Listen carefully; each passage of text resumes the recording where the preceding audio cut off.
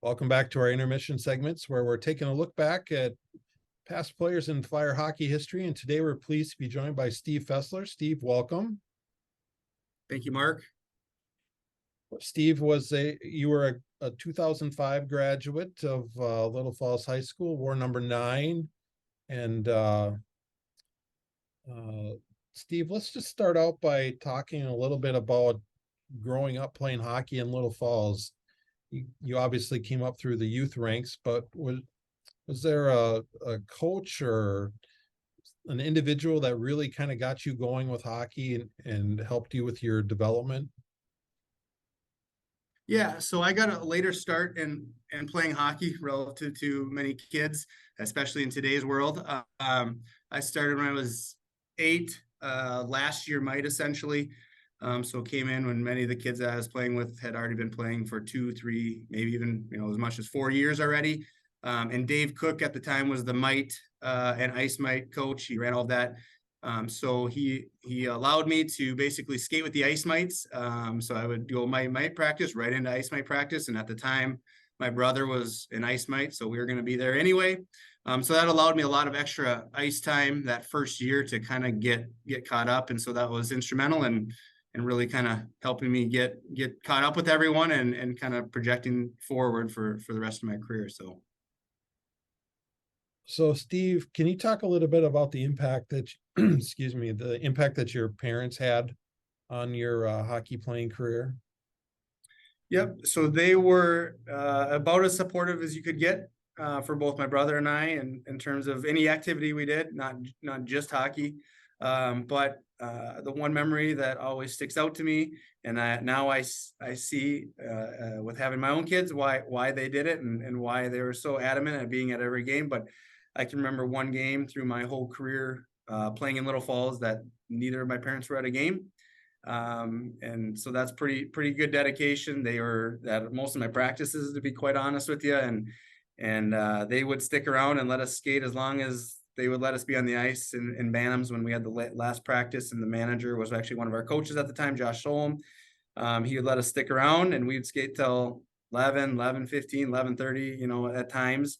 And so my dad would stand there and wait till they kicked us off and it was time to leave. So very supportive parents, and they encouraged us to do everything and kind of dream big per se. And obviously it worked out really well for my brother, not too bad for myself. So I know that you and Michael Lichtai are very good friends even to this day. When did that friendship kind of start and form? Did that get born out of hockey? yeah, it was born out of hockey, but maybe a little bit later. So again, not early on throughout elementary school. We were in different elementary schools. But once we were in middle school, we kind of clicked. We both had a pretty intense passion for hockey. And we're starting to both go down the path of, some AAA hockey stuff, bunch of different camps, and really kind of striving to be at the top of our game. So we did a lot of stuff together starting probably 6th, 7th grade. And then from there, it was just kind of, we were always together. We were pretty much best friends all the way through and like you said, continue to spend time till this day together quite often. So Is there a good story about Michael you'd like to share? I could probably share a lot. I don't know how many are appropriate for the podcast, but I can't think of anything right offhand that I need to share right at the moment. Maybe just a light one. He was probably one of the best celebrators when it came to scoring goals. He scored a goal. Everyone knew that he scored a goal. So I'll give him that there. There you go. Freshman, sophomore, and junior year. What are some highlights that you remember from those years? Yeah. So my freshman year, I was the only freshman in between JV and varsity. But that was actually beyond, again, not the 2004-05 and actually getting to the state tournament, probably one of my most enjoyable years of hockey. We, kind of overachieved a little bit, is not as expected, at least by probably most. We set a new wins record that year, at least at the time. And it was Eric Rocco, the Hermans were seniors, Bud Gonzala, Jason Cash. So we had a good senior group and ended up overachieving, and it was a really fun year. Played to the section final, lost. We were up 2-0 going into the third period. Thought this is our year. Couture at that point still had not ever beaten Fergus Falls, and thought we were going, and they scored 3 goals in the third period, and we lost by a goal to make it to the state tournament. So that was a really fun year, fun group of just teammates. Sophomore year, made it to the section semifinal. I had a lot of good friends on that team that I spent quite a bit of time with, that every other year I would be with those senior group. And then my junior year, again, we made it back to the section final. Lost to a Wadena team that had, at that point, had only lost 1 game, and it was to us in the regular season. Right. And we lost 2-1 in that section final. So again, a really fun year. A good story about that Wadena team. They had been undefeated when we went to play them. I think it was early February that we played them. And Miracle, the movie Miracle, came out that year, and they just watched it the night before, and then we beat them the next day in their first loss. But they got the best of us in the section, so. Nice. Yeah, they did get the best of you in the sections, but it was a close game. That was a 2-1 game. Yeah, 2-1 game. Yep. Yeah. So we move on to 04-05, your senior year. You guys go on a run. You make it to the section championship game, section 4A. You're playing over at the Runestone in Alexandria. It's a rematch against you guys against Wadena. Yep.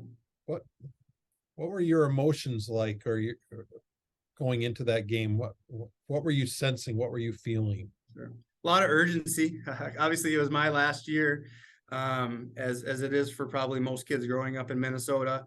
It was a goal always, like, first and foremost, to make the state tournament. Like, that's all you want to do. Like, at least get there and really say you did it, because not many get the chance. So that was our last opportunity. We had a good team. We were young, actually. For the most part, we had a few seniors, obviously, but I would say we had a lot of skill also in our sophomore and freshmen. A few freshmen. My brother Bowanowski. So we had a good team and a lot of urgency. And I'll be honest, we came out firing, because myself and Michael, Adam Bolger's another kid that I know well, still continue to be friends with, and that was a senior that year. That was a goal. We worked hard. We put in a lot of time and effort through all of those years to, really put ourselves in a position to hopefully make it. And obviously finally we're given that opportunity and took advantage of it. And it was a surreal feeling. It was good. It was kind of cool for, myself and my parents, obviously, to have both my brother and I on the team. That was the only year that I ever actually played on the same team per se with him. So besides some weird summer fall league type stuff, but so it was really cool to have him on the team and experience that together too as well. So we learned in a past interview that your brother was on the baby line that year. Yeah. And in that game against Wadena for that section 4A championship, you and Michael came down on a rush, got the scoring started for your team. At what point do you feel like you guys, and then your brother's line came out and got a goal shortly after that? You're up 2-0. At what point did you guys really feel like you had that you maybe could put this game away and get to the state tournament? To be honest, it was not till I scored the 4th goal and final goal and went up 4-1, because I'm just, actually we looked at it not too long ago. I was up in my parents' cabin or house, and we brought up the tape, but I forget exactly how much time was left when I scored it. But until then, obviously we were only up 3-1, and there was enough time that, things could go wrong, fast enough, and we could find ourselves in an OT game and or whatnot. So until that 4th goal went in, I didn't feel confident that we had it in the bag, and then when I scored that one, basically I was pretty confident there's no way we're letting this one slip through. So what was Tony Couture like during that game? Surprisingly calm. I know when the final buzzer went off, though, he was, he had some emotions and he was excited, obviously. He had been so close so many times. You go back to the Mario Philippi days, you know, again, even in my 4 years, we'd just been there 2 other times in the previous 3 years prior to that. So he'd had a lot of close calls and been there. And again, the last two that we were there, we even lost only by a goal, right? So it was right there on the doorstep. But surprisingly calm. And I think that kind of echoed through us a little bit, helped us kind of stay focused a little bit more, and not come out too giddy. And so, yeah, it finally got his opportunity, which was well deserved for him. So then you go down to St. Paul, you're playing at the X. Talk a little bit about that experience, what you remember from that. Sure.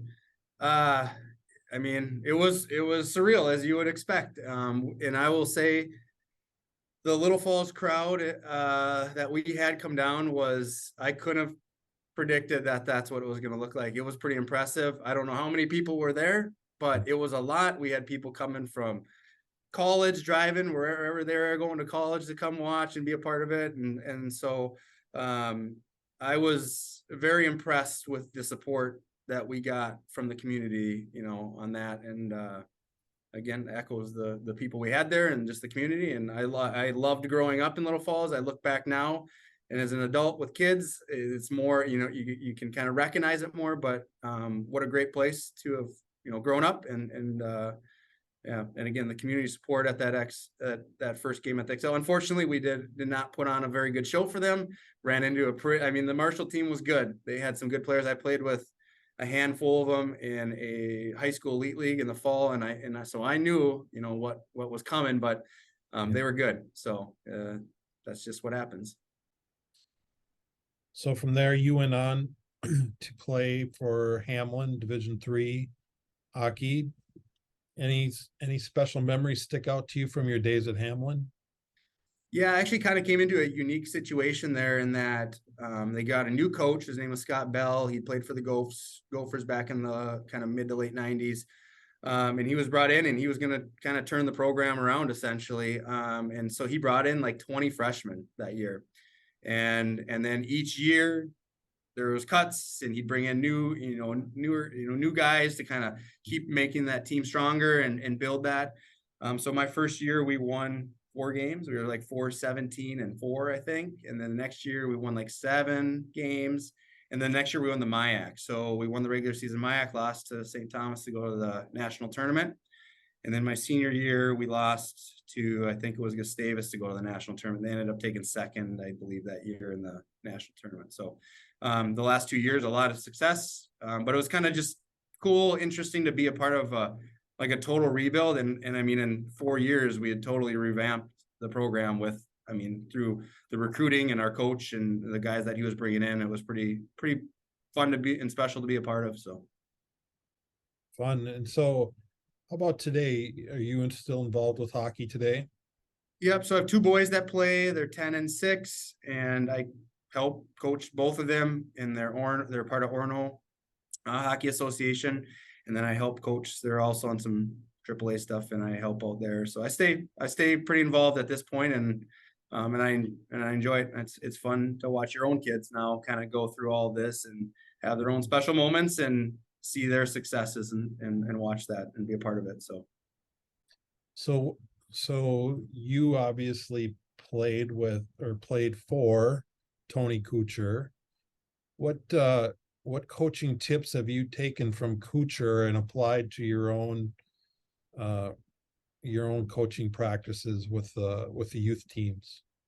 Sure. I got along really, really well with Cooch from really day one. He maybe, if you ever talk to any of the other guys that were just a little bit older than me, they'll kind of say how he babied me my freshman year when I was the only freshman on the team. So I got a lot of crap for that, and they nicknamed me the Golden Boy. I don't know if anyone's mentioned that, but No. so I'm throwing myself under the bus here just a little bit. But he kind of babied me a little bit if you were to ask the older group from especially my freshman year in particular. But yeah, I think he was just a good coach. He's someone that you trusted always and you felt comfortable, going to playing for. And we just had a good relationship, and I that's what made my coach or playing for him enjoyable. Like we got along. It was great kind of coach player relationship. And so enjoyed that. And yeah, I mean, he's got a lot of good stories, and I'm sure you've heard a few from others, but yeah, he was a great guy to play for. I still keep in contact with him. Actually, following Dane, seeing how he's doing, and kind of keeping tabs on that. So yeah, I still text him every once in a while, check in, see what's going on. So you got any Tony Couture stories or memories that you want to share? Yeah, I can share two quick ones. One, I'll go with the Krispy Kreme donut one. And every time he drove down to the Twin Cities, there was the Krispy Kreme donut store right off of 94 in Maple Grove there, as it splits to 494, 94. And he brought 2 dozen every single time he came back from the Twin Cities, and shared it. He didn't eat them all, but he shared them.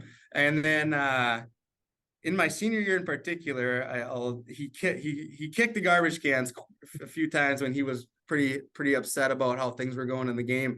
And TJ Ringwolski on our team that year happened to take the butt end of those garbage can kicks 2 for sure, maybe 3 times. He just happened to be in the wrong spot somehow 3 times when he decided to give those garbage cans a kick. So those garbage can kicks have become legendary stories, I think, through the years. Yeah, I'm sure he's done it a few times since I left too. So oh, I'm sure he did. I'm sure he did. Stephen, can you just talk a little bit about for our viewers? You mentioned you're in the Orono area. Your kids are playing in the Orono Association, but tell us a little bit about the rest of your family and what you're doing professionally. sure, yeah. So I'm married. My wife Meredith. I've been married. We'll be married. Don't get this wrong, right? 12 years in September. And then we have 3 kids. So like I mentioned, I have a boy who's 10 and another boy who's 6. And then I have a daughter who is 8, and she's a gymnast, is kind of one of her main focuses at this point in time. And then I'm an investment advisor. I work with individuals on the private wealth management side, and then also businesses and helping kind of manage 401k plans on the corporate side as well. So very cool. So, Steve, last question here. As you think back over your Flyer hockey career, what did it mean to you personally to put on that Flyer jersey and go out there and represent Little Falls? yeah, well, there's a lot of pride. You look back when you're younger, mites, squirts, peewees, even up right through bantams for the most part. And that's kind of who you aspired to be, right? You wanted to be out on the ice. You wanted to be, putting on that Flyer jersey. I go all the way back in my early years, kind of there's Courtney Zach, and then there's the Mario Philippi group, and Chris Dobas, Rustin Dieters. There's all, so you kind of followed along. You're always looking forward. Hey, you couldn't wait for it to be your turn.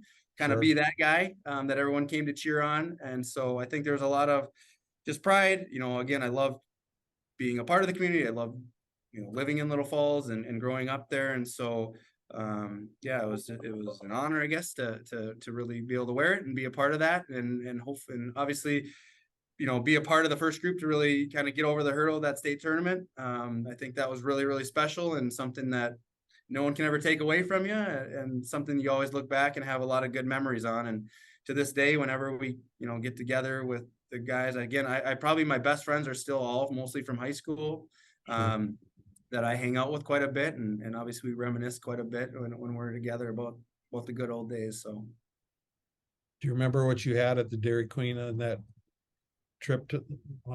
No, I mean, I suppose I had a blizzard of some sort. I don't remember, but I will recall, and I listened to my brother's interview, and one thing he forgot to mention is how everyone got a medium blizzard, but he got a large somehow. So, and he does like his desserts, and he always got a large blizzard when we went there. And I don't even know if I ever ate a large blizzard myself ever. But he was the only one I know out of the whole group that got a large blizzard on that trip. Oh, nice. Well, good for you for pointing out that discrepancy and how maybe it was a family thing, because your brother would have been a freshman that year. Maybe he was being babied by Couture too, huh? Oh yeah, I'm sure Couture was babying him just a little bit, giving him a little good treatment. So he knew he had him for another 4 years. He wanted to take care of him. I was out the door, so Yeah. he only had to deal with me for another weekend. There you go. There you go. Well, Steve, thank you so much for taking some time with us today to allow our viewers to catch up with you and to reflect back on some past glory days with Flyer hockey. It's been a lot of fun to hear your perspectives on Flyer hockey history and and how it impacted you. So thank you for your time, and we hope to see you around the rinks very soon. Yeah, thanks, Mark.